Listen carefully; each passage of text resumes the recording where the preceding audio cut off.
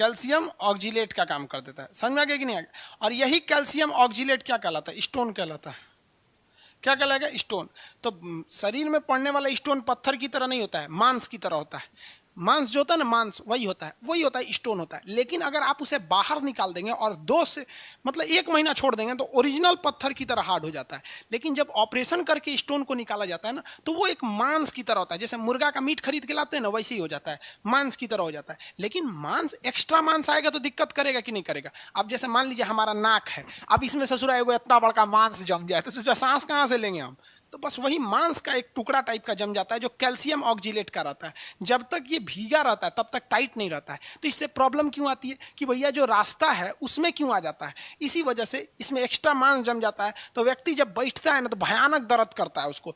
अब इसी को कहते हैं स्टोन। ये कई जगह हो सकता है। मेनली स्टोन 2 जगह सबसे फेमस पाया जाता है, एक आपके गाल ब्लेडर में यानी पित्ताशय में, दूसरा आपके किडनी में। दोनों होता है कैल्शियम ऑक्जिलेट का। किडनी के जो स्टोन होते हैं उसको इजिली निकाला जा सकता है। उसमें कई टाइप के पतंजलि के वो आते हैं, लिक्विड आते हैं। रीजन समझिए, जो किडनी है ना वो डायरेक्ट जुड़ा हुआ है हमारे पानी से। जो भी हम पानी पिएंगे लिक्विड फॉर्म में कुछ भी पीजिएगा, कंफर्म समझिए कि उसको किडनी से होकर गुजरना ही गुजरना है। तो एक काम करते हैं, हम उसमें नींबू घोर के और सुबेरे सुबेरे खाली पेट 1 गिलास नींबू पानी पी लेते हैं। तो नींबू पानी सीधे कहाँ जाएगा? किडनी में। और किडनी में नींबू को और कैल्शियम को एक दूसरे से एलर्जी है, वो धीरे धीरे धीरे धीरे 2 महीना में काट के निकाल देगा किडनी को। एक कुर्थी की दाल होती है, दाल जैसे अरहर दाल होती है, चने की दाल होती है, मसूर की दाल होती है, वैसे कुर्थी की दाल होती है। कुर्थी के दाल को सुबह सुबह पी लीजिए तो वो भी किडनी को तोड़ता है, किडनी के स्टोन यानी कैल्शियम ऑक्जिलेट को तोड़ देता है। लेकिन प्रॉब्लम बाबू कहाँ आती है? प्रॉब्लम आती है गाल ब्लेडर के साथ। क्योंकि गाल ब्लेडर जो है वो डायरेक्ट हमारे खाने का जो सिस्टम है उसमें लगा ही नहीं, वो तो साइड में लगा है। यानी भोजन यहाँ से आएगा तो वो उसमें मिलाएगा। कभी कल्पना कीजिए तो कभी ऐसा हो सकता है कि हम चाय पिए और चाय इस रास्ते से जाके गाल ब्लेडर में मिल जाए, वो रास्ते में मिलता ही नहीं है। इसलिए जब किसी महिला या पुरुष का गाल ब्लेडर में क्या हो जाता है, स्टोन वगैरह हो जाता है, तो वो जल्दी दवा से ठीक ही नहीं होता। किडनी वाला तो 90% चांस है कि जिनका जिनका किडनी में स्टोन होता है 90% चांस में वो ठीक हो जाते हैं। लेकिन अगर साइज में बड़ा हो जाता है ना वहाँ पे, तो वो ऑपरेशन करना पड़ता है। एक दवा आती है डेलोमा, डेलोमा करके ऐसे आती है, वो पथरी वालों के लिए स्पेशल दवा है। क्योंकि जब पथरी का दर्द उठता है ना, बहुत भयानक दर्द करता है, बाप बाप वो व्यक्ति चिल्लाता है।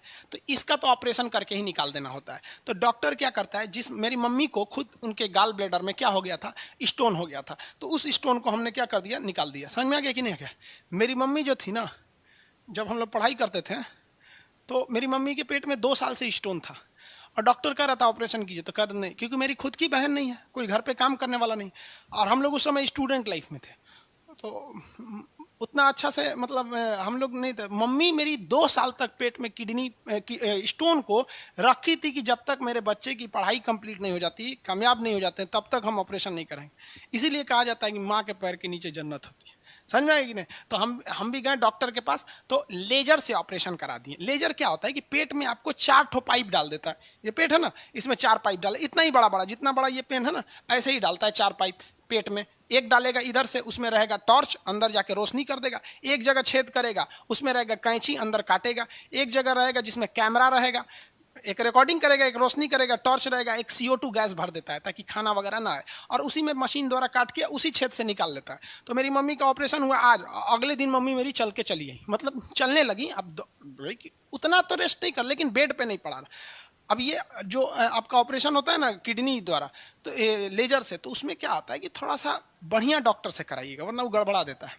अब एक बात बताइए, मेरी मम्मी जो है उनका तो ये तो गॉल ब्लेडर है ही नहीं है, गॉल ब्लेडर नहीं है मेरी मम्मी का, ऑपरेशन करके निकाल दिए क्योंकि उसमें कैल्शियम ऑक्जिलेट था।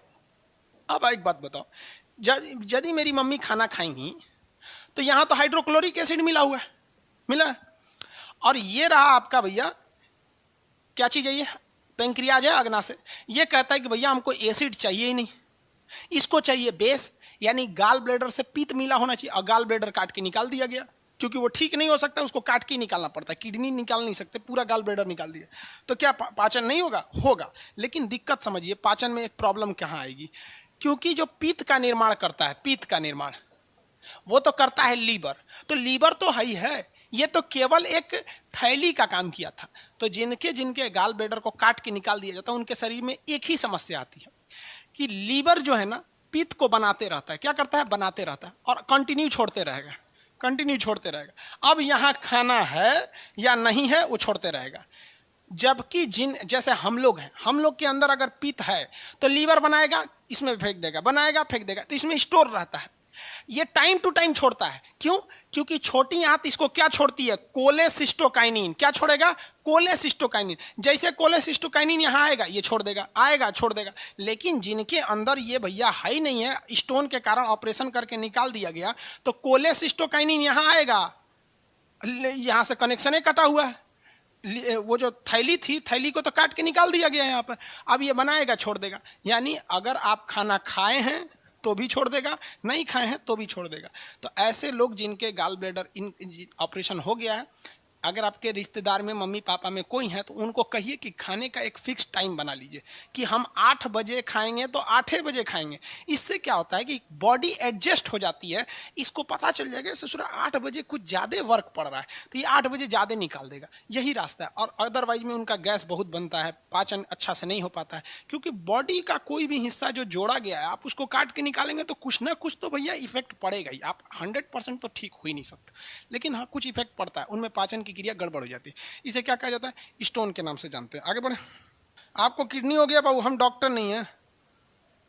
इससे देखिए हम आपको बस प्रैक्टिकली चीज, मतलब ये जो डॉक्टर की चीज है टीचर नहीं ना बता पाएगा, आप उससे कंसल्ट कीजिए। हम तो बस आपको ये बता दिए जो नॉर्मल चीजें। आगे बढ़े।